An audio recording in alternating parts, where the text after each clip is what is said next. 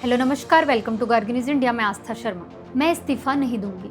पश्चिम बंगाल चुनाव के बाद ममता बनर्जी के इस बयान ने देश भर में बड़ा राजनीतिक और संवैधानिक विवाद खड़ा कर दिया है। लेकिन सवाल ये है कि क्या कोई चीफ मिनिस्टर चुनाव हारने के बाद रिजाइन करने से मना कर सकता है? चलिए इसे आसान भाषा में समझते हैं। देखिए, कॉन्स्टिट्यूशन में कहीं भी नहीं लिखा कि सीएम को कितने दिन के अंदर रिजाइन करना ही पड़ेगा।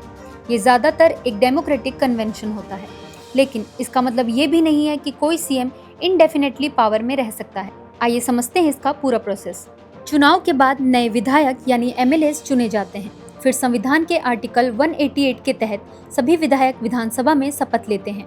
शपथ के बिना कोई भी विधायक सदन में नहीं बैठ सकता।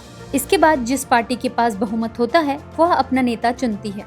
फिर राज्यपाल उस नेता को सरकार बनाने के लिए बुलाते हैं और मुख्यमंत्री पद की शपथ दिलाते हैं।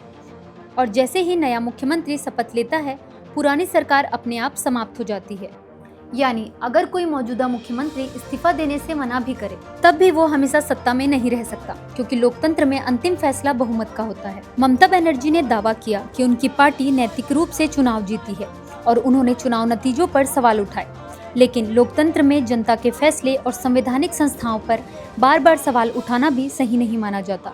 जनादेश का सम्मान करना हर राजनीतिक दल की जिम्मेदारी होती है। इसी मुद्दे पर मिस्टर पात्रा ने कहा कि भारत में शांतिपूर्ण तरीके से सत्ता का हस्तांतरण लोकतंत्र की सबसे बड़ी ताकत है और ऐसे बयानों से लोकतांत्रिक परंपराओं पर सवाल खड़े होते हैं। वहीं एजुकेशन मिनिस्टर धर्मेंद्र प्रधान ने कहा कि जनता के फैसले, चुनाव आयोग और लोकतांत्रिक संस्थाओं का सम्मान होना चाहिए। इस चुनाव में बीजेपी ने 206 सीटें जीतकर ऐतिहासिक जीत दर्ज की है और टीएमसी के 15 साल पुराने शासन का अंत हो गया।